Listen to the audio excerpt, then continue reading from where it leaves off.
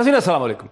नाज़रीन, जैसे कि आप जानते हैं कि अंदाज़न 10 दिन गुजर चुके हैं पाकिस्तान की अपोजिशन की जमातें PTM, जिसमें PMLN है, जिसमें पीपल्स पार्टी है, जिसमें मौलाना फजल रहमान है, और फिर छोटी जमातें हैं, वो मसलसल ये कह रही हैं कि वो वज़ीर आज़म इमरान खान के ख़िलाफ़ या उनकी हुकूमत के ख़िलाफ़ एक अदम एहतमाद की तहरीक ला सकते हैं। हमें ये बताया गया इन गुज़श्ता 10 दिनों में कि ये तहरीक 3 जगहों पर कम अज़ कम आ सकती है। ये पंजाब के चीफ मिनिस्टर के ख़िलाफ़ लाई जा सकती है, ये वफाक में सेंटर में नेशनल असम्बली के स्पीकर असद कैसर के ख़िलाफ़ लाई जा सकती है, या ये ख़ुद वज़ीर आज़म इमरान खान के ख़िलाफ़ लाई जा सकती है। गुज़श्ता 3 या 4 दिन में ये जो बयानात थे इसमें ज़्यादा शिद्दत आई। ऐसा लगता था कि वज़ीर आज़म इमरान खान ही के ख़िलाफ़ ये तहरीक लाई जाएगी। इस हफ्ते की गुज़श्ता प्रोग्राम में हम ये भी बता चुके हैं कि PMLN के अंदर की थिंकिंग ये है कि अगर LIs PMLQ और MQM अगर अलग हो जाएँ तो अदम एहतमाद की तहरीक लाने से पहले वज़ीर आज़म को ख़ुद अपना एक वोट ऑफ कॉन्फिडेंस लेना पड़ेगा, और वो एक्सपोज हो जाएंगे अगर MQM के PMLQ ऐसी कोई प्रेस कॉन्फ्रेंस कर दें। लेकिन गुज़श्ता 48 घंटों में ऐसे लगने लगा है कि MQM और PMLQ तो कोई ऐसी प्रेस कॉन्फ्रेंस करते नज़र नहीं आ रहे हैं। ताहम आज जब हमजा शहबाज ने मुल्तान ने तकरीर की तो वो उन्होंने एक बार फिर, वो बहुत अपबीट थे, बहुत पुरएहतमाद थे। मैं वो छोटा सा टुकड़ा आपको दिखाता हूँ। अदम एतमाद पर भी हम काम कर रहे हैं, अदम एतमाद भी कामयाब होगी। अवाम के साथ मिलकर इमरान नियाजी का बिस्तर गोल करेंगे। इमरान नियाजी साहब, अवाम से तमाशा खेलना बंद कर दो। पूरे पाकिस्तान में अवाम की आंखों में खून उतरा देख रहा हूं। अब तलाशी तुम्हारी होगी, अवामी अदालत में होगी, और तुम्हें जवाब देना पड़ेगा। मेरे बाप ने कहा कि हमजा शहबाज, कफन की जेबें नहीं होती, इस दुनिया से खाली हाथ आना है, खाली हाथ जाना है। बिल्कुल, जैसा कि मैंने कहा कि हमजा शहबाज का लबो लहजा बहुत ही पुरएहतमाद था। उन्होंने कहा कि कफन की कोई जेबें नहीं होती, तो ऐसा लगता है कि सरतन की यहाँ पर बाजी जो है लगा दी गई है। लेकिन चंद घंटे पहले, इससे पहले कल रात को लाहौर में जब PDM का इजलास हुआ और उसके बाद बाहर निकल के मौलाना फजल रहमान ने एक बहुत ही ब्रीफ प्रेस टॉक की, उन्होंने ब्रीफिंग की, तो वहाँ उनका लबो लहजा बहुत ही लो था। वो कोई बहुत पुरएहतमाद नज़र नहीं आ रहे थे। PDM की तमाम जमातों ने इस बात पर इत्तेफाक किया है कि हम इस नाजायज़ हुक्मरान के ख़िलाफ़ अदम एतमाद लाएंगे। जो हुकूमत की हलीफ जमातें हैं उनसे भी राब्ते करेंगे। अदम एतमाद कब लाएंगे? अदम एतमाद की तारीख कौन सी होगी? इससे आगाह करें। पहले हम कुछ जो पेश की इस पर होमवर्क होता है वो मुकम्मल करें। दूसरी जो उनके हलीफ जमातें हैं, क्योंकि उसके बगैर अदम एतमाद का वोट मुकम्मल नहीं होगा। 27 फरवरी को पीपल्स पार्टी ने लॉन्ग मार्च का ऐलान किया हुआ है, 23 मार्च को आपका लॉन्ग मार्च का ऐलान है, तो टाइम फ्रेम कितना है? 2 महीने, 3 महीने, 6 महीने टाइम फ्रेम? देखिए, मैंने आपसे फिर वही करूँगा कि थोड़ा ग्राउंड बनने तक मोहलत दीजिए कि हम ज़रा देखें। फिर दोबारा मीटिंग भी होगी हमारी कि ग्राउंड किस हद तक तैयार हो चुका है। नाज़रीन, ये वही प्रेस टॉक थी जिस पे तबसरा करते हुए शेख रशीद अहमद का यह कहना था कि PDM का ये इजलास एक नाकाम और शिकस्त खुर्दा अपोजिशन का इजलास था। नाकामी और पेशगी शिकस्त थी PDM के कायदीन के चेहरों से वाज़ेह तौर पर नज़र आ रही थी। शेख रशीद अहमद के 2 ट्वीट हैं जो मैं आपको स्क्रीन पे दिखा रहा हूँ। इससे मिलते जुलते जज्बात का इजहार जनाब इंफॉर्मेशन मिनिस्टर फवाद चौधरी साहब ने भी किया। वो टुकड़ा मैं आपको सुनाता हूँ। मौलाना फजल रहमान साहब, आप पहले दिन से ये हुकूमत को समझते हैं कि आप घर भेज सकेंगे। आपके बाजुओं में वो ताकत नहीं है। आप लोगों ने जो गुफ्तगू की उससे आपकी कमजोरी का इजहार हो रहा है। आप जुर्रत का मुजाहरा करें, कल तहरीक अदम एतमाद लेके आए और तहरीक इंसाफ के मेंबरान असम्बली और खुद आपको आपके मेंबरान असम्बली सरप्राइज देंगे। किसी माई के लाल की जुर्रत नहीं है कि वो इमरान खान के खिलाफ अदम एतमाद की तहरीक ला सके। तो सूरत हाल कुछ इस किस्म सी है कि अपोजिशन की जमातें अदम एतमाद की नो कॉन्फिडेंस की तहरीक तो लाना चाहती हैं, उसके बारे में बहुत संजीदा हैं, सीरियस हैं, लेकिन ला नहीं पा रहे क्योंकि नंबर्स गेम उनको पूरी होते नजर नहीं आती। इस हवाले से फहद हुसैन साहब ने, जो कि डॉन अखबार के रेजिडेंट एडिटर हैं, उनका जो कॉलम है दैट मैजिक नंबर जो आज ही की तारीख में छपा है, वो इस लिहाज से बहुत ही दिलचस्प है, बहुत इंटरेस्टिंग है, बड़ा इन्फॉर्मेटिव है। और उसमें उन्होंने यही एनालिसिस दिया है कि या तो LIs टूटें या PTI के कोई 15-20 लोग जो हैं अलग होकर अपोजिशन से जा मिलें, या फिर MQM और PMLQ अलग हो जाएं। इसके अलावा कोई तरीका बन नहीं पा रहा कि अदम एतमाद की तहरीक कामयाब हो सकी। इसके साथ मैं आपको स्क्रीन पे ये सवाल भी दिखाता हूँ अपने गेस्ट और अपने एक्सपर्ट्स के लिए कि आज तक गालिबन, क्योंकि मेरे एक एनालिस्ट जो हैं जो बहुत ही बल्कि हुकूमत के सपोर्टर नहीं है, हुकूमत के बहुत शदीद मुखालिफ हैं, उनसे जब ऑफ द रिकॉर्ड बात हो रही थी तो उन्होंने कहा कि पाकिस्तान की तारीख में, सियासी तारीख में अदम एतमाद की कोई भी तहरीक जो है बदकिस्मती से आज तक कामयाब नहीं हो सकी। उसकी वजह ये होती है कि हुकूमत के पास बहुत से हथकंडे होते हैं, बहुत सी अट्रैक्शंस होती हैं, बहुत कुछ होता है हुकूमत के पास देने के लिए, मैनिपुलेट करने के लिए। तो एक बार फिर कुछ ऐसा लगने लगा है कि अदम एतमाद की तहरीक ऑपोजिशन लाना चाहती है, सीरियस है, खासी सीरियस है, लेकिन उसकी नंबर्स गेम जो है वो पूरी नहीं हो पा रही है। अब इस हवाले से डिस्कशन के लिए मुझे ज्वाइन कर सकते हैं पंजाब हुकूमत के स्पोक्स पर्सन जनाब हसान खाबर साहब, जिससे पहले सिविल सर्वेंट रह चुके हैं, स्पेशल असिस्टेंट हैं चीफ मिनिस्टर पंजाब के इंफॉर्मेशन के ऊपर, स्पेशल इनिशिएटिव्स के ऊपर। और very warm welcome to Hasan Khabar साहब। कैसे? अहमद शेख साहब MNA हैं, मेंबर नेशनल असम्बली हैं PMLN के, लेकिन रवायती सियासतदान नहीं हैं, एक्स प्रेसिडेंट रह चुके हैं Karachi chamber of commerce and industry के, बहुत ही मंतकी और लॉजिकल शख्सियत हैं, हमारे साथ हैं। और पाकिस्तान की मुमताज़ कारोबारी शख्सियत AKD ग्रुप के चेयरमैन बिजनेसमैन जनाब अकील करीम दीदी साहब भी मेरे साथ हैं इस वक्त डिस्कशन में। Very warm welcome to all my guest once again. Kaiser Ahmed Sheikh साहब, क्या ये कहना दुरुस्त होगा कि ऑपोजिशन लाना तो चाह रही है अदम एतमाद की तहरीक, लेकिन मोमेंटम टूटता जा रहा है? बिस्मिल्लाहिर्रहमानिर्रहीम। देखिए, हम बड़ी शिद्दत से ये चाह रहे हैं कि अदम एतमाद की तहरीक लाएं। उसकी वजह क्या है कि हम देख रहे हैं सारी पार्टियां कि पाकिस्तान बिल्कुल जो है वो तनज़्ज़ुल की तरफ जा रहा है, पाकिस्तान में कोई डेवलपमेंट नहीं हो रही।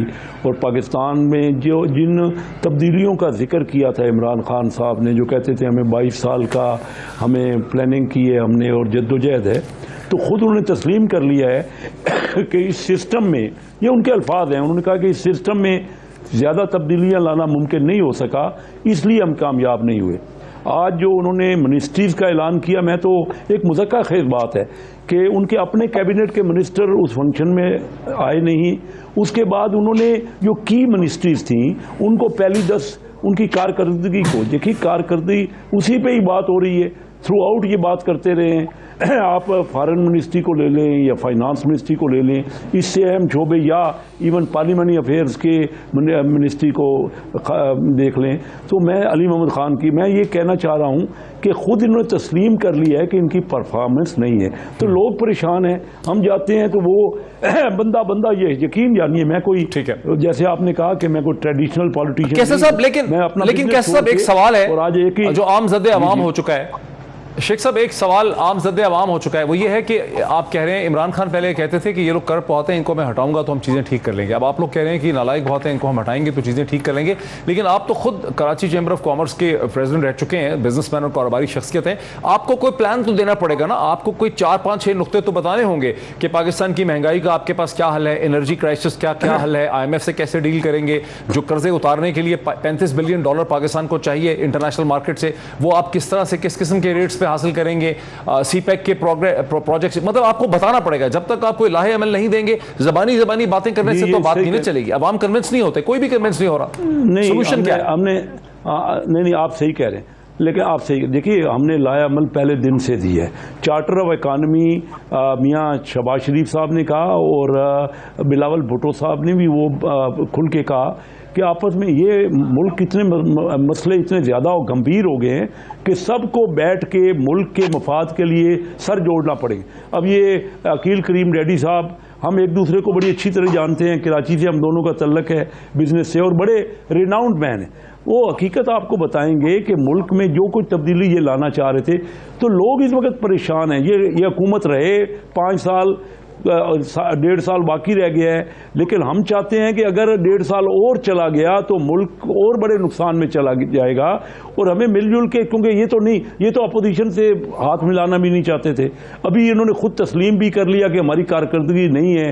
अब बात यह है कि हम तो बड़ी शिद्दत से चाह रहे हैं, क्योंकि लोग हमारे ऊपर प्रेशर डाल रहे हैं, लेकिन होनी तो तब है, आपने दुरुस्त कहा कि जब तक LI उनके साथ रहेंगे या PTI के मेंबरान खुल के नहीं आएंगे। देखिए हमारे मुल्क में ये जब तक ये सही बात है कि कोई नो कॉन्फिडेंस की मूव कभी नहीं हुई, और ये कोई इतना आसान काम नहीं है। हुकूमत के पास देने के लिए बहुत कुछ है, बहुत इंसेंटिव्स हैं जो कि वो हमेशा अपने एलआई को 2 मिनिस्ट्री हैं तो 3 मिनिस्ट्री ले लें वो, लेकिन रिजल्ट बात ये कह रहे हम सबको अगर अपने मुल्क के लिए सोचना है तो देखना पड़ेगा। ये एलआई जो है ना जी, इन्होंने ये खासकर मैं एमक्यूएम की कराची में बात करता हूं, मैं उनके करीब हूं। अच्छा, मुझे जरा इसमें हुकूमत को भी लाने दीजिए। मैं अकील करीम बेदी साहब की तरफ भी जाना चाहता हूं। कैसर साहब मेरे साथ रहिए। जी जी ठीक है, कैसर साहब मेरे साथ रहिए। हसन खाबर साहब, हसन खाबर साहब, मेरे कैसर अहमद साहब की इस बात में तो बड़ा वजन है कि लोग तंग हैं, परेशान हैं चूंकि महंगाई है, लेकिन इस चीज़ का उन्होंने जवाब खैर नहीं दिया कि उनके पास क्या लाहेबल होगा। एक चीज़ उनकी समझ आती है कि आपकी हुकूमत खुद मुख्तलिफ लेवल्स पे ये कहती रहती है कि फ़लाँ जगह पे हमारी परफॉर्मेंस अच्छी नहीं है, और जो मिनिस्टर्स की परफॉर्मेंस का हिसाब किताब हुआ जिसमें फॉरेन मिनिस्टर नहीं थे, फाइनेंस मिनिस्टर नहीं थे, इंफॉर्मेशन मिनिस्टर नहीं थे, अब ऑपोजिशन एक तरह से कहती है कि ये तो खुद एक सर्टिफिकेट है हुकूमत की लैक ऑफ परफॉर्मेंस का। तो आप लोग तो खुद ही अपनी हुकूमत को गंदा कर रहे हैं, ख़राब कर रहे हैं। डॉक्टर साहब देखिए, पाकिस्तान कोई 2018 में तो बना नहीं, 1947 में बना था। आप मुझे बता दें कि 1947 से लेके तो 2018 तक इस मुल्क में पब्लिक सेक्टर की परफॉर्मेंस मैनेजमेंट के लिए क्या कोई सिस्टम बना? 71 साल में ना किसी सियासी जमात ने कोई सिस्टम बनाया, ना कोई KPIs बनाए, ना कोई तरीका बनाया। 3 साल की मुद्दत के अंदर PTI ने ना सिर्फ ये प्रोसेस किया है, परफॉर्मेंस एग्रीमेंट साइन किए हैं, KPIs बनाए हैं, बल्कि तमाम मिनिस्टर्स की परफॉर्मेंस जो है उसको ट्रैक करना शुरू किया है। जब भी परफॉर्मेंस ट्रैक होगी, ये रिलेटिव परफॉर्मेंस है, ये कुछ ऊपर होंगे कुछ नीचे होंगे। अगर इन्होंने कोई परफॉर्मेंस अपनी मैयर की होती तो हम उससे कंपेयर करते हैं, लेकिन एक ग्रुप की आप जब भी परफॉर्मेंस मैयर करेंगे कोई ऊपर आएगा कोई नीचे आएगा, और ये जज़ा और सज़ा का एक सिस्टम है। इसी तरह का एक निज़ाम जो है हमने पंजाब में वज़ा किया है। तो मैं समझता हूँ कि इस पर एतराज़ करना बड़ा मज़े का खेज़ है, और इस परफॉर्मेंस एग्रीमेंट के अंदर बड़े एम्बिशियस KPI सेट किए हुए थे। कुछ लोगों ने बहुत अच्छे अचीव किए हैं, कुछ लोग पीछे हैं, वही रैंकिंग हुई है। आहिस्ता आहिस्ता इस सिस्टम को मज़ीद रोबस्ट बनाया जाएगा। ये मैं आपको बता रहा हूँ कि 31 साल का जो वैक्यूम है, 71 साल का, उसको हम फिल कर रहे हैं। वहाँ पे सिस्टम्स भी ला रहे हैं, उनको ट्रैक भी कर रहे हैं, परफॉर्मेंस लोगों के सामने भी रख रहे हैं, ट्रांसपेरेंसी भी है, ओपन गवर्नमेंट भी है। अब जब ऑपोजिशन के पास कोई बात करने के लिए नहीं बची तो वो कह रहे हैं कि ये मिनिस्टर ऊपर क्यों है, ये नीचे क्यों है। अगर नीचे वालों के ऊपर एतराज़ करते हैं तो कम से कम ये मान जाएं कि जो ऊपर हैं वो बड़ा अच्छा काम कर रहे हैं। आप इनसे पूछ लें कि इसका मतलब है जो ऊपर हैं वो अच्छा काम कर रहे हैं, तो आप कहेंगे नहीं जी वो तो ऐसे ही है। तो ये नहीं हो सकता कि they want to have their cake and eat it too. एक आर्गूमेंट लें, और मैं समझता हूँ ये बड़ा मुनासिब सिस्टम है, ये बहुत पहले हो जाना चाहिए।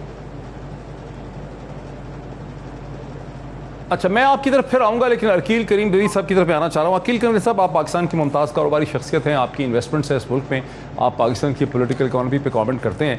अपोजिशन का केस ये है कि चूँकि आवाम बहुत परेशान है, महंगाई है, इसलिए आसिफ अली जरदारी साहब, नवाज शरीफ साहब, शहबाज शरीफ साहब, मरीम नवाज साहिबा, इन सब ने ये फैसला किया कि आवाम के, और मौलाना फजल रहमान ने आवाम की को मुश्किलात से निजात दिलाने के लिए, उनकी ज़िंदगी आसान बनाने के लिए इमरान खान की हुकूमत को हटाना चाहते हैं। लेकिन आप चूँकि पॉलिटिकल इकॉनमी के आदमी हैं, आपको कोई ऐसा प्लान नज़र आ रहा है अपोजिशन की तरफ से जिससे आपको एतमाद हो कि $35 बिलियन की जो पेमेंट्स पाकिस्तान की ड्यू हैं, जो IMF ने कहा है इंटरनेशनल करनी होंगी, या महंगाई का हल निकालना होगा, या यूक्रेन की जंग में अगर तेल की कीमतें और ऊपर चली गई तो उसका कोई हल निकालना होगा, तनख्वाहें बढ़ानी होंगी, इन सब चीज़ों का कोई हल आपको अपोजिशन के पास नज़र आ रहा है?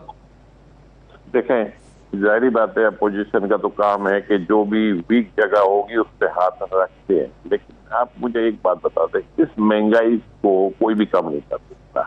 उसकी वजह यह है कि ये कोई लोकल इशू नहीं है, ये पाकिस्तान का अपना इशू, ये इंटरनेशनल इशू है। ये कोविड की वजह से इशू क्रिएट हुआ है जो अभी तक चला आ रहा है। तो मैं समझता हूँ कि महंगाई का इस वक्त बात करके अगर हम ये कहें कि हम हुकूमत को हटाना चाहते हैं तो ये किसी सूरत में मुनासिब नहीं, क्योंकि महंगाई पाकिस्तान का इशू नहीं है, दुनिया का इशू है। पाकिस्तान तो अभी भी मैं समझता हूँ नसीबदार है कि हमने अपने मसले हमारे उतने सीरियस नहीं हुए जितने दुनिया में हो चुके हैं।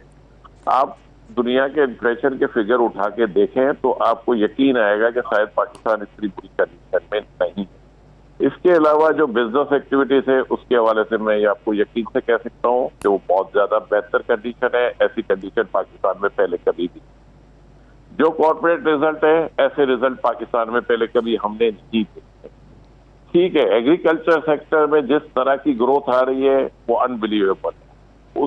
इस साल आपने 64 मिलियन टन यूरिया सेल ली है, तो ये तो कभी पाकिस्तान में पहले कभी सुना भी नहीं था, ना कभी हुआ है।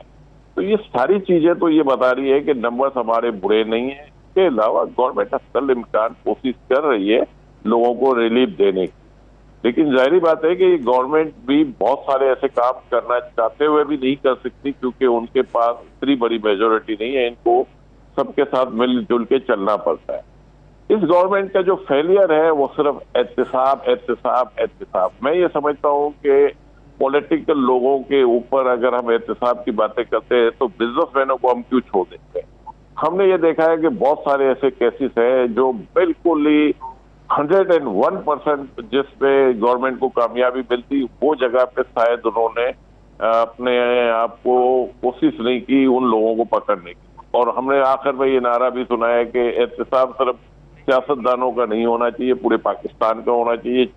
और पाकिस्तान में करप्शन इस वक्त जिस सिचुएशन में हम खड़े हुए, करप्शन तो मैं यकीन से कह सकता हूँ किसी सूरत में खत्म नहीं होगी, क्योंकि जो कंडीशन हमने देखी है ये पिछले 3.5 साल में या पिछले 40-50 साल से जो आ रहा है, तो एक जमाना तो था करप्शन को बुरा समझा जाता था। अब तो करप्शन इतनी फैल चुकी है कि शायद इसको कोई बुरा कहने वाला भी नहीं। और इस पे अगर हम एहतिसाब की बात करेंगे तो मुनासिब नहीं है। इस वक्त गवर्नमेंट को कोशिश करनी चाहिए, उनके पास 1 साल 1.5 साल रह गया है, कि ये अपोजिशन के साथ मिल के बैठे, उनके इशू भी सुने, अपने इशू भी उनसे डिस्कस करें। ये मुल्क हमारा अपना है, इसको ठीक करना बहुत जरूरी है। और बहुत ज्यादा एक ब्रेक लेने दीजिए मुझे, एक ब्रेक लेने दीजिए। अकील करनी साहब, इस तरह के पाकिस्तान की जो बड़ी कंपनीज हैं उन्होंने तकरीबन 1000 अरब रुपए का मुनाफा और प्रॉफिट जो है उसको ऑफिशियली तौर पे डिक्लेयर किया है। एग्रीकल्चर मार्केट्स की प्रोडक्टिविटी में पहले से बहुत ज़्यादा इजाफा है, इंडस्ट्रियल आउटपुट में इजाफा है। तो मतलब हुकूमत इन चीज़ों में काम करके दिखा रही है, क्योंकि एहतसाब हुकूमत की एक कमज़ोरी है जो गालिबन उसको ज़्यादा ब्रॉड बेस करना चाहिए था। एक ब्रेक लेते हैं, ब्रेक के बाद फिर आऊँगा जनाब कैसर शेख साहब की तरफ आफ्टर द ब्रेक।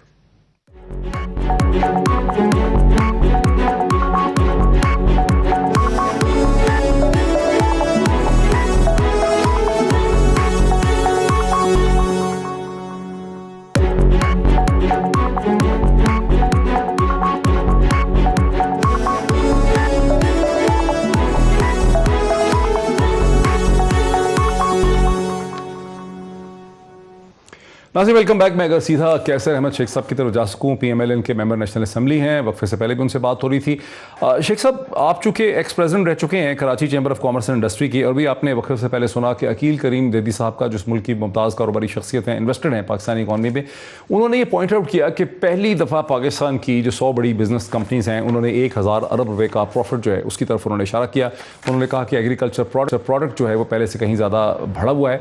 तो मसले मसाइल जो हैं वो इंटरनेशनल मार्केट के साथ ज़रूर हैं, लेकिन हुकूमत की बहुत सी जगहों पे परफॉर्मेंस भी है। चले अगर हुकूमत की परफॉर्मेंस को आप नहीं भी मानते तो सवाल यह है कि इस हुकूमत को हटा के जो चैलेंजेस इस वक्त हैं कि $35 बिलियन की पाकिस्तान को फॉरेन पेमेंट्स करनी है, जिसका IMF ने कहा, आज अखबारात में भी है।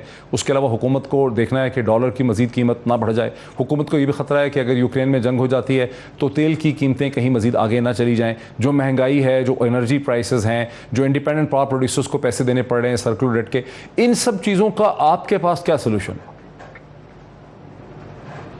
जी ज़रा ये तफसील मांगता है जी। AKD साहब ने जो बात की, इसमें कोई शक नहीं कि कारपोरेट सेक्टर ने, इवन तमाम बिजनेस कम्युनिटी ने बहुत ज़्यादा कमाया। जो कारोबार में लोग थे, जो एग्रीकल्चर में बड़े बड़े लैंडलॉर्ड थे, पूरी दुनिया में कमाई हुई है कोविड की वजह से।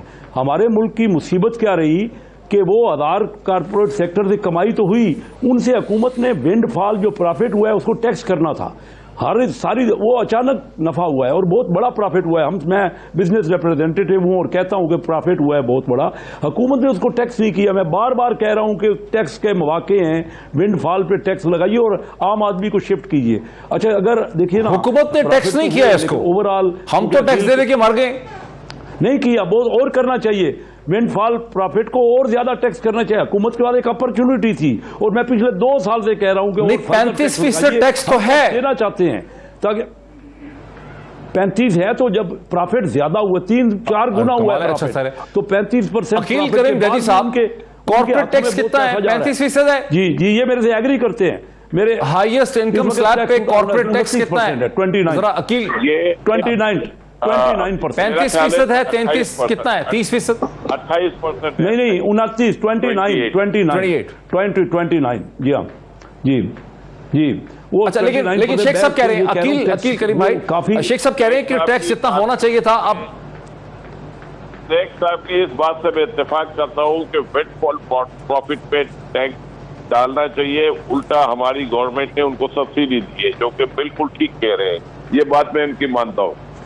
अच्छा, ये तो फिर अच्छा खासा गवर्नेंस का फेलियर है। लेकिन जरा मुझे ज्वाइन भी कर लिया है शहजाद अरबाब साहब ने। शहजाद अरबाब साहब जो हैं वो special assistant to prime minister Pakistan भी हैं, इससे पहले चीफ सेक्रेटरी रह चुके हैं आज़ाद कश्मीर के और खैबर पख्तूनख्वा के। पीटीआई के स्ट्रेटेजिक सेल को भी उन्होंने हेड किया और अभी, लेकिन वजह शोहरत इस वजह है कि जो मिनिस्टर्स की परफॉर्मेंस की एवेल्यूएशन है की परफॉर्मेंस इंडेक्स में, उसकी जो रिपोर्ट निकाली है वो शहजाद अरबाब साहब के डिपार्टमेंट ने निकाली। शहजाद साहब, क्या क्राइटेरियन था कि फॉरेन मिनिस्टर जो हैं उसमें नहीं आ सके, जिन्होंने ओआईसी का सारा फॉरेन मिनिस्टर का समिट ऑर्गेनाइज किया, सऊदी अरेबिया का ट्रिप किया, चीन के सक्सेसफुल ट्रिप के लिए उसमें मेहनत की उन्होंने।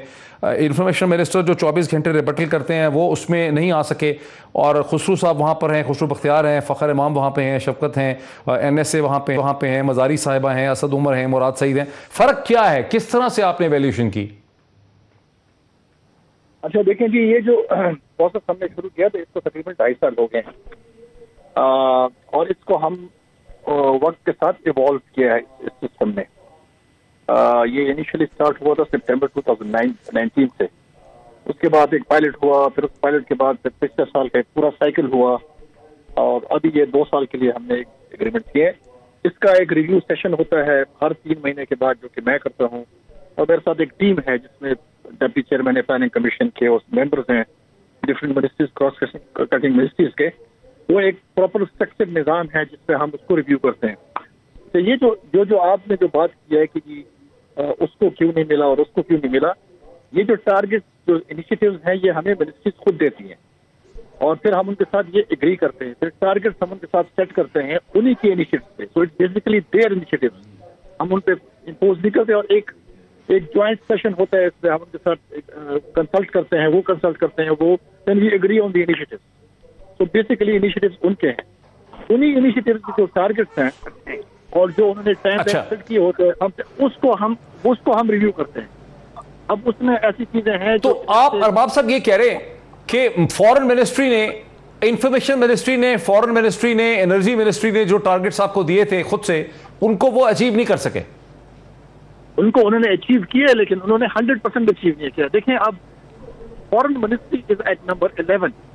अब 10 ये 2-3 दिन से मैं ये इसको एक्सप्लेन करने की कोशिश कर रहा हूँ कि अगर आपने एक 41 मिनिस्ट्रीज में से टॉप 10 वो करने हैं अकॉर्डिंग टू द स्कोर, जिनके ज्यादा होंगे तो 10 ही आप ले सकते हैं, आप 11 तो ले सकते हैं ना।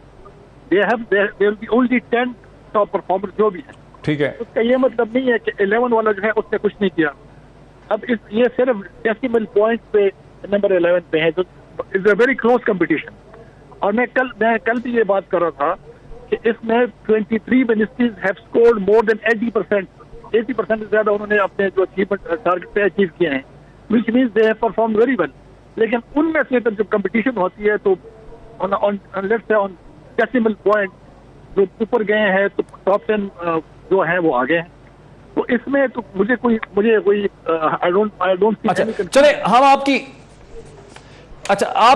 आपकी बात मान लेते हैं कि क्राइटेरियन जो थे, उन क्राइटेरियन के ऊपर एक टेक्निकल फैसला हुआ जिसमें ह्यूमन राइट मिनिस्ट्री की परफॉर्मेंस फॉरेन अफेयर्स की मिनिस्ट्री से बेहतर थी। लेकिन एक बड़ा दिलचस्प इस पे इदारिया लिखा है डॉन अखबार ने, जिसका उन्वान है कैबिनेट और क्लासरूम, जो पब्लिश हुआ है फरवरी की 12 तारीख को। उसमें उनका ये ख्याल है, इसमें आर्ग्यू ये किया है कि ऐसी चीज़ अगर हो भी तो इसको दरपर्दा बिहाइंड द सीन ऐसी एवेल्यूएशन प्राइम मिनिस्टर तक पहुंचनी चाहिए और प्राइम मिनिस्टर उसकी वहाँ असेसमेंट कर सकते हैं। ये क्लासरूम की तरह जो रिजल्ट्स शो किए गए हैं, इसके नताइज ठीक नहीं निकले। आपने देखा है कि कैबिनेट मेंबर्स जो हैं उनमें भी बड़ी बिकरिंग हुई है, वहाँ पर भी बड़ी डिसअपॉइंटमेंट पाई जाती है और अपोजिशन तो इसके ऊपर ठट्टा लगा रही है। तो आपकी स्कीम जो है इसका नतीजा तो पॉजिटिव ना निकल सका। देखिए, नतीजा इज फ्रैंकली मैं इसको देखता हूँ, नतीजा इसका क्या, व्हाट इज द नतीजा दैट वी वांट एक्चुअली।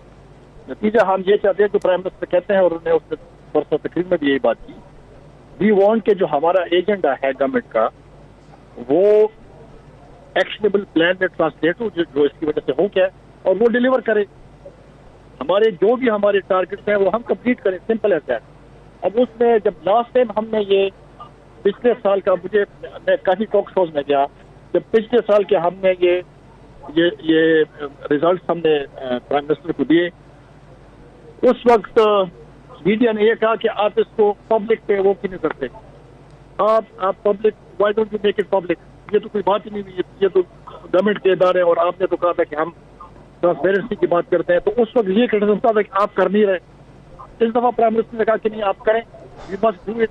अच्छा ठीक, और there is a reason for that. देखिए वो मतलब ये कि जब तक कंपटीशन का एक एनवायरनमेंट नहीं होगा तो फिर कैसे आप इम्प्रूव करेंगे। तो नॉर्मली तो इसी तरह होता है प्राइवेट सेक्टर में, तो ये पहली दफा पाकिस्तान में हो रहा है, और ये क्रेडिट मैं प्राइम मिनिस्टर को देता हूं। ठीक है, आपकी मजबूरी भी समझ आ गई है, बहुत शुक्रिया। ठीक है अरबाब साहब, आपकी मजबूरी भी समझ आ गई है, बहुत शुक्रिया। बेसिकली अरबाब साहब ये कहते हैं कि जब रिजल्ट्स पब्लिक नहीं किए गए थे, उस कॉन्फिडेंशियल रखा गया, तो मीडिया का और अपोजिशन की गालबन उसको डिमांड ये थी कि इसको पब्लिक करें। अब जब डिमांड किया है तो मीडिया और अपोजिशन कह रहे हैं कि इसको पब्लिक क्यों किया, ऐसा तो होना ही नहीं चाहिए था, ये तो क्लासरूम लगाई है, स्कूल बना दिया, इसको यूनिवर्सिटी बना दी है। अकील करीम देदी साहब, आपको क्या लगता है कि मिनिस्टर्स की परफॉर्मेंस पे इस तरह से सर्टिफिकेशन होनी चाहिए थी, जिससे बहुत बदली भी हुई है, मिनिस्टर्स की जगहसाई भी हो रही? देखिए, मैं समझता हूँ ये सिचुएशन इन्होंने अपना मजाक खुद बनाया, और इस तरह के अगर इनको कोई करना भी था तो पार्टी के इंटरनल कर लेते तो ज्यादा बेहतर होता है। इससे ऑलरेडी अपोजिशन इनके पीछे लगी हुई है, और ये उठा के उन्होंने एक ऐसी चीज उठा के कर दी कि अंदर से भी लोगों को तकलीफ हुई होगी। तो मेरा ख्याल है कि ये शायद अगर ये हर साल कर रहे होते ना तो फिर तो ये रेटिंग देने की जरूरत, लेकिन पिछले 3 साल में कोई रेटिंग दी नहीं है, तो चौथे साल में ये गलती नहीं करनी चाहिए। मैं समझता हूँ ये रॉन्ग टाइम था, और इस तरह मेरा ख्याल है रेटिंग देने की जरूरत नहीं थी। और अगर रेटिंग देते भी तो कोई परफॉर्मेंस के बारे में बताते तो सही कि इन 10 को अगर हमने सेलेक्ट किया है तो क्या क्या इनकी परफॉर्मेंस। जी शेख हसन खाबर साहब, आपने चूंकि डिफेंड किया था की परफॉर्मेंस इंडाइसेस को, अब आपने सुन लिया, अरबाब साहब को भी सुन लिया, उन्होंने मजबूरी भी बताई है, और अकील करीम बेदी का भी ख्याल है, मुझे भी यही लग रहा है कि शायद इसको प्राइवेट ही रखना चाहिए था। ये पब्लिकली करके तो तमस्खर बना दिया, मिनिस्टर्स का भी बना दिया, अपोजिशन को भी दे दिया एक हाथ में डंडा मारने के लिए। डॉक्टर साहब, मैं तो ट्रांसपेरेंसी और ओपन गवर्नमेंट का बहुत बड़ा बिलीवर हूँ। मैं समझता हूँ कि हुकूमत जो भी काम करे वो इन ब्रॉड डे लाइट होना चाहिए, और इसी से हुकूमतें जो है वो ट्रांसपेरेंट होती हैं। जब नए परफॉर्मेंस मैनेजमेंट सिस्टम बनते हैं, जाहिर है कि कुछ लोगों की दिल आज़ारी होती है, कुछ लोग खुश होते हैं, ये शुरू के हिकअप्स होते हैं, और ये प्रेसिडेंट अगर आज हम सेट करेंगे तो आइंदा आने वाली हुकूमतों के लिए भी एक प्रेसिडेंट होगा कि उन्होंने भी अपनी परफॉर्मेंस के इंडिकेटर्स बनाने हैं और उसको पब्लिक करना है। तो I am all for transparency. बाकी जाहिर है कि इस मौके के ऊपर, इस बात के ऊपर लोगों के अपने अपने जो जाती राय हो सकती है। दूसरी मैं आपको एक बात और, क्योंकि पहले आपकी डिस्कशन हुई और मुझे उस पर बात करने का मौका नहीं मिला। देखिए, अकील साहब ने बिल्कुल ठीक कहा है कि इन्फ्लेशन जो है ना, ये एक आलमी मसला है, कोविड की वजह से हुआ है। कोई एक ऐसी चीज़ नहीं है जो अपोजिशन कहे कि जी काम की ये आप करें और हमने ना सुनी हो, हम तमाम काम कर रहे हैं। अब अकील साहब जैसे न्यूट्रल लोग भी कह रहे हैं कि हुकूमत के इशारे ठीक हैं, ब्लूमबर्ग है वो भी कह रही है कि अब आप सस्टेनेबल ग्रोथ के पाथ के ऊपर हैं, WHO कह रहा है कि आपने कोविड का मुकाबला बड़ा अच्छा किया, इकोनॉमिस्ट कह रहा है कि आपने अपनी इकोनॉमी को भी दोबारा खोला है, लोगों की जान भी बचाई है, वर्ल्ड बैंक आपके प्रोग्रामों की एहसास प्रोग्राम की तारीफ कर रहा है, हेल्थ कार्ड इनकलाबी प्रोग्राम है, पूरी दुनिया आपकी तारीफ कर रही है, यूके के प्राइम मिनिस्टर वज़ीर आज़म का नाम लेता है, न्यूट्रल लोग बिजनेसमैन तारीफ कर रहे हैं। अब आप मुझे बताएं कि पूरी दुनिया की बात सुने या अपोजिशन का शोर सुने?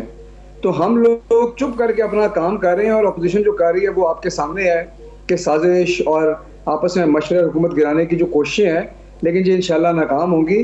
लेकिन इकनॉमिकली मैं समझता हूँ कि पाकिस्तान इस वक्त इतनी साउंड ट्रैजेक्टरी पे है कि पहले कभी नहीं था, और उसकी वजह यह है कि हमने अपना करंट अकाउंट और फिस्कल डेफिसिट जो है उस पर पाँव रखा और उसको कंट्रोल करने की कोशिश किया।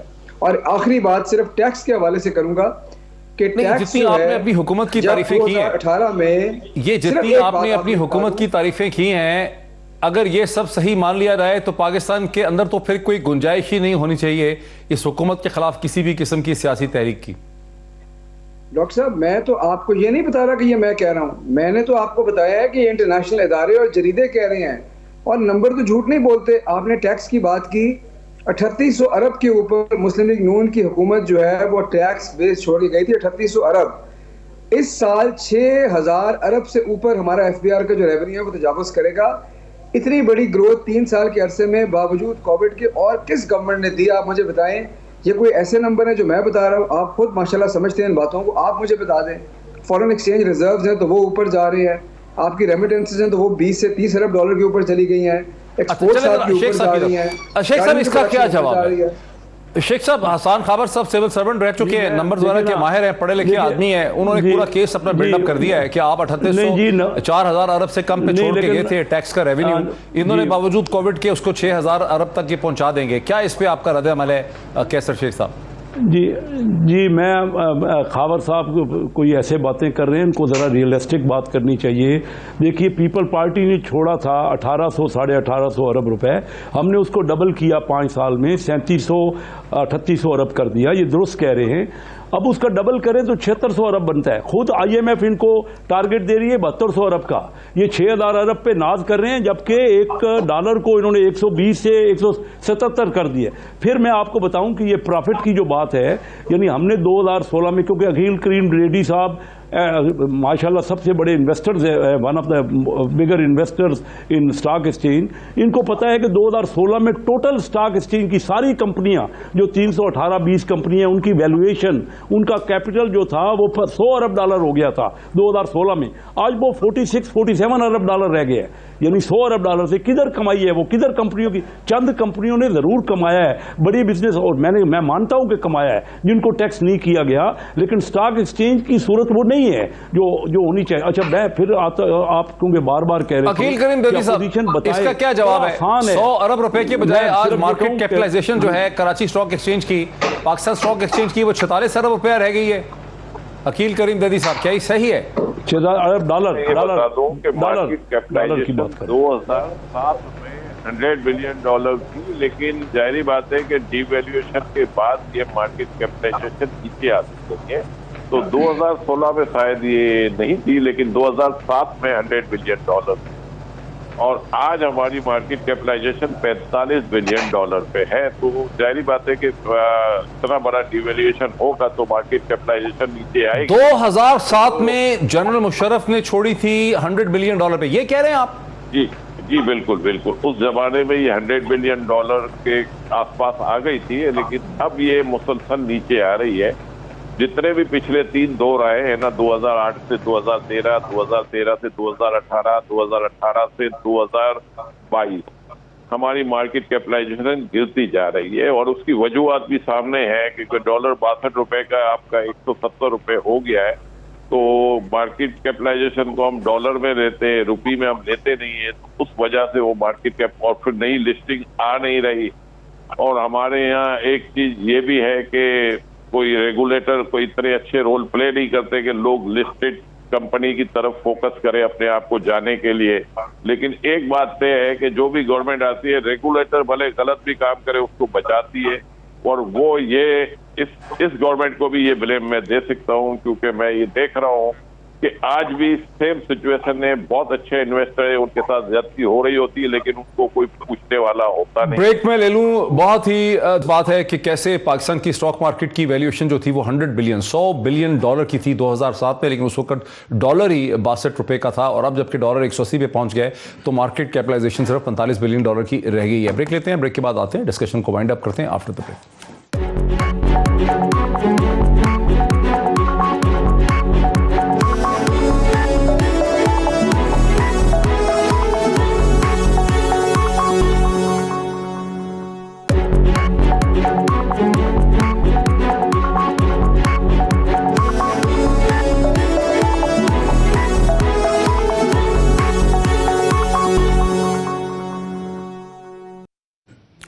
जी वेलकम बैक नाज़रीन। कैसे अहमद शेख साहब की तरफ चलता हूँ। कैसे अहमद शेख साहब, आपकी बहुत सी बातों से अकील करीम दैदी साहब ने इतफाक़ किया, खासकर इससे कि अगर विंडफॉल प्रॉफिट हुआ था पाकिस्तानी कॉर्पोरेशंस को तो उसके ऊपर एक एडिशनल टैक्स जो है वो लग सकता था। लेकिन अब तक की जो डिस्कशन हुई उससे देख के ऐसा लगता है कि जो अदम एहतमाद की तहरीक है ऑपोजिशन की, जिसको ऑपोजिशन लाना चाह रही है, जिसके हवाले से संजीदा है, वो कहीं जाते हुए नजर नहीं आ रही। इस हवाले से जैसे शुरू में मैंने कहा कि फहद हुसैन साहब ने एक बहुत ही अच्छा पीस लिखा डाउन में, जिसका उन्वान है दैट मैजिक नंबर। उसमें उन्होंने कहा कि या तो पीटीआई के एमएनएज मिलें ऑपोजिशन के साथ, या फिर पीटीआई के इत्तेहादी पीएमएलक्यू और एमक्यूएम जो है अलग हो जाएं, या कहीं से सिग्नल आ जाए। वो कह रहे हैं कि सिग्नल कहीं से आता नजर नहीं रहा।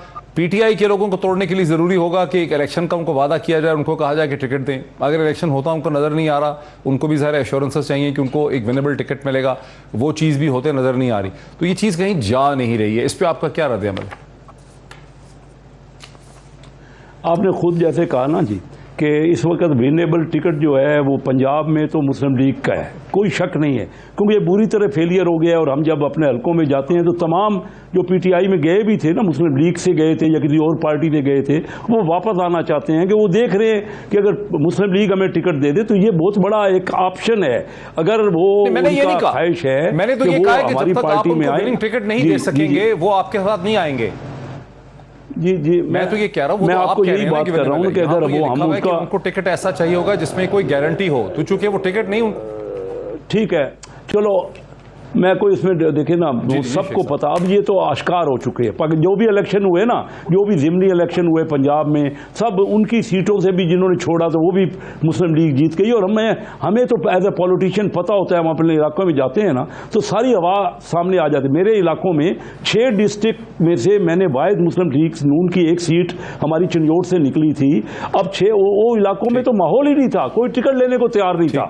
आज वो सारे जो छोड़ के गए थे आज मेरे पीछे हैं कि आप हमें टिकट दिलवाइए। तो जो हालात है ना, प्रॉब्लम ये है कि 10 दिन से ज्यादा हो चुके हैं, ऑपोजिशन की जमातों ने कहा कि हम अदम एहतमाद की तहरीक ला रहे हैं, तो वो शेर आया वाली कहानी होगी ना। 10 दिन गुजर गए, अदम एहतमाद की तहरीक नहीं आ रही।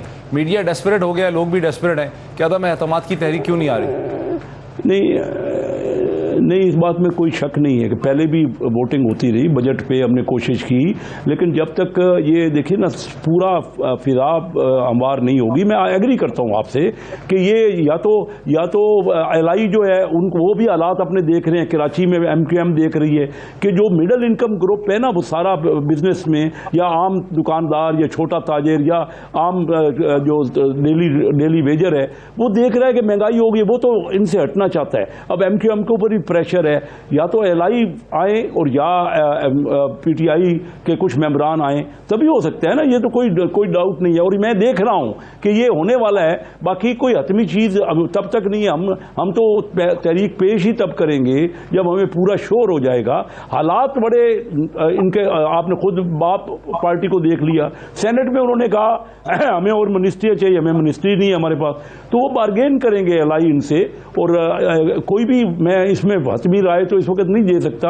हमारी कोशिश है कि इस अजाब से इस वक्त हम छुटकारा हासिल करें और नई कोई हुकूमत, नया इलेक्शन हो जाए, नया मैंडेट हो जाए और वो तभी कोई डिसीजन। देखिए बहुत इनकलाबी हमें कदम उठाने पड़ेंगे। अकील करीम लेडी साहब जहाँ मौजूद हैं, देखिए दुनिया में तरक्की जो हुई है, जो फॉरेन इन्वेस्टमेंट आई है ना, डायरेक्ट फॉरेन इन्वेस्टमेंट, देखिए वियतनाम में अभी नए देख लीजिए, इंडिया में $44 बिलियन की इन्वेस्टमेंट आई है। कोविड हमसे बहुत ज्यादा था इस पिछले साल, हमारे यहाँ 2 बिलियन। आपने पूछा था ना कि हल क्या है, मैं आपको हल बताता हूँ। कभी हम सऊदी अरेबिया के बाद धक्के खा रहे हैं, कभी चाइना से मांग रहे हैं, कभी आईएमएफ की सारी शर्तें मान रहे हैं।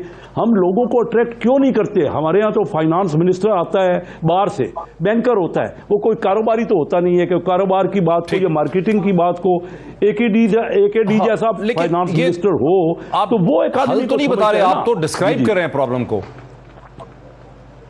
मैंने हल बता रहा हूं कि हम ऐसा माहौल पैदा करें। बिल्कुल हल बता रहा हूं, नहीं मैं हल बता रहा हूं कि अपना माहौल सदा फिजा जो है वो कारोबार की मुआफिक करें ताकि आपके यहाँ डायरेक्ट फॉरेन इन्वेस्टमेंट आए। और दूसरा हल ये है कि आपकी जो सारी इंडस्ट्री है नेशनलाइज, वो इस वक्त आपने पैसा लगाया हुआ है, कोई 7,000 अरब रुपए लगाया हुआ है और उसमें तकरीबन 700 अरब रुपए सालाना का नुकसान कर रहे हैं। कोई जरूर है कि उसको प्रॉफिटेबल बनाए ना, अपनी उसको या प्राइवेटाइज करें या उसको प्रॉफिटेबल बनाए। वो तो स्टेट ओन्ड एंटरप्राइजेस को हमने नहीं किया, तो गलत किया। ना आपने की। अकील करीम ज़ैदी साहब, वज़ीर-ए-आज़म 23 तारीख को रशिया जा रहे हैं प्रेसिडेंट पुतिन से मिलने के लिए। क्या आपको लगता है कि उससे पहले पाकिस्तान में वज़ीर-ए-आज़म के खिलाफ अदम एहतमाद की तहरीक आते हुए नजर आ रही है आपको? मेरा अपना ख्याल है कि इस तरह की सिचुएशन क्रिएट नहीं होनी चाहिए। मैं समझता हूं जब भी पब्लिक अवाम का जो मैंडेट है 5 साल का, उसको पूरे होने देना चाहिए। साल सवा साल की बात रह गई है, इसमें आप नो कॉन्फिडेंस लाके मुल्क को और भूचाल की तरफ ले जाएंगे। मुल्क को कोई बेनिफिट तो नहीं होगा, ना किसी की कैपेसिटी है कि इस सिचुएशन में कोई हैंडलिंग कर। अच्छा, तो बेसिकली आप ये कह रहे हैं कि अगर हुकूमत गिर जाए, अदम एतमाद की तहरीक आ जाए, एक ट्रांजिशन हो भी जाए, इलेक्शन वगैरह, तो उससे कोई इकोनॉमिक जो हल है, जो माशी मसला है आवाम का, उसका कोई हल निकलता नजर नहीं आता? उसमें ज्यादा पैनिक हो जाएगा। तो मैं ये समझता हूं कि गवर्नमेंट अपोजिशन को मिल के बैठना चाहिए, और आपस में जब आप मिल के बैठेंगे तो ये फॉरेन डायरेक्ट इन्वेस्टमेंट भी आएगी और लोगों का कॉन्फिडेंस भी बेहतर होगा। क्योंकि जब ये पता चलता है कि ये गवर्नमेंट जो काम कर रही है, अपोजिशन उसके बहुत ज्यादा खिलाफ है, तो जाहिर बात है कि लोग ये समझते हैं कि जो पॉलिसी गवर्नमेंट ने दी हुई है, ये पॉलिसी सिर्फ अब 1.25 साल के लिए रह गई है, इसके बाद जो भी नई गवर्नमेंट आएगी वो उसको आगे नहीं बढ़ाएगी। तो इस तरह की ये जो सिचुएशन होती है ना, इसकी वजह से लोग पाकिस्तान में इन्वेस्टमेंट करते हुए डरते हैं कि हमारी आपस में बहुत ज्यादा रिफ्ट है। इस तरह की होनी नहीं चाहिए सिचुएशन। मैं ये समझता हूँ कि अपोजिशन और गवर्नमेंट के मामला आपस में इनको बैठ के पार्लियामेंट में जाएं और बैठ के इसको हल करें, ठीक और है, लड़ाई की तरफ ना जाएं। हसन खाबर साहब बैठे और इस रशिया टूर का फायदा उठाए। चाइना का टूर हुआ है, इसके बाद रशिया का है, और ये सारे लोग मिलकर, क्योंकि इस वक्त पाकिस्तान को इन सब की जरूरत है। हसन खाबर साहब को अगर जरूरत है तो अब इनकी भी ख्वाहिश होनी चाहिए कि ये अपने मुल्क के लिए कुछ मिल के भी। अच्छा, अब मेरे साथ रुके। हसन खाबर साहब, मैं चंद घंटे पहले देख रहा था कि शौकत तरीन साहब ने कहीं पर यह कहा कि पाकिस्तान को अपनी ग्रोथ के लिए IMF के प्रोग्राम से निकलना होगा। दूसरी तरफ अखबारात में एनालिसिस आ रहा है कि पाकिस्तान की जो एक्सटर्नल डेट रीपेमेंट्स हैं वो $30 बिलियन से ज़्यादा की आ रही हैं अगले चंद माह में, ये थोड़े से टाइम पीरियड में। आज IMF की तरफ से भी वो एडवाइस दी आई है, वो कहते हैं कि $35 बिलियन है। और किसी ने ये प्रोडिक्शन की भी थी, किसी अखबार में एनालिसिस किया था कि मौजूदा सर्कमस्टेंसेस में तो ऐसा लगता है कि पाकिस्तान को ये जो 3 साल का एक्सटेंडेड फंड फैसिलिटी का प्रोग्राम है, ये ख़त्म करके कहीं दोबारा सितंबर 2022 के बाद एक और IMF प्रोग्राम में ना जाना पड़ जाए। अपोजिशन की अदम तहरीक अगर कामयाब होती है तो आपकी तो बल्कि ज़िंदगी आसान हो जाएगी, आप लोग इस रास्ते में से हट जाएंगे। लेकिन अगर ये आपके खिलाफ अदम एहतमाद की तहरीक नहीं ला सकते, तो ये जो इतना बड़ा तूफान खड़ा हुआ है आपके लिए, इसको कैसे हैंडल करेंगे आप? डॉक्टर साहब, गवर्नमेंट जो है ना, वो क्यों बार बार IMF के पास जाती है? होता ये है कि IMF जब अपना प्रोग्राम सक्सेसफुली कंक्लूड करता है, उस वक्त पाकिस्तान के इंडिकेटर सही होते हैं, ट्रैजेक्टरी सही होती है। पिछला IMF का प्रोग्राम आया, मुस्लिम लीग नून की हुकूमत थी। जिस दिन IMF बाहर गया, इन लोगों ने ख़जाने के मुंह खोल दिए, फॉरेन एक्सचेंज रिजर्व्स अपने डिप्लीट कर दिए, आर्टिफिशियली करेंसी को जो है अपना स्टेबल रखा, और उसकी वजह से आपका पूरा जो मैक्रो इकोनॉमी थी वो अनस्टेबल हो गई।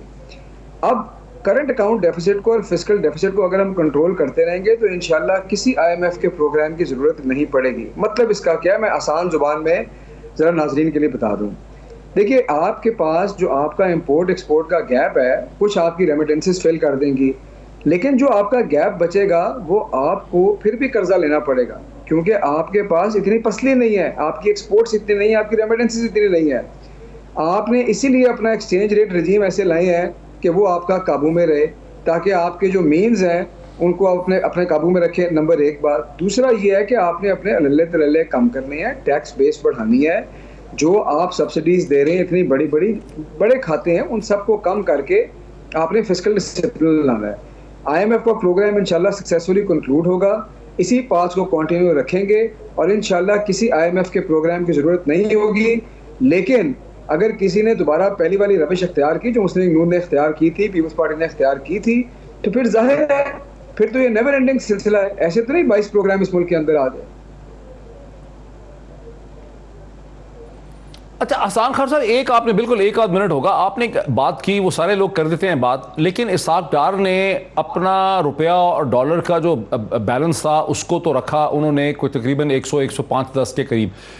इसहाक डार साहब फाइनेंस मिनिस्टर बन गए 2013 में, IMF का प्रोग्राम है फौरी तौर पे चले गए। IMF प्रोग्राम ख़त्म हुआ कहीं जाके अगस्त या सितंबर 2016 में।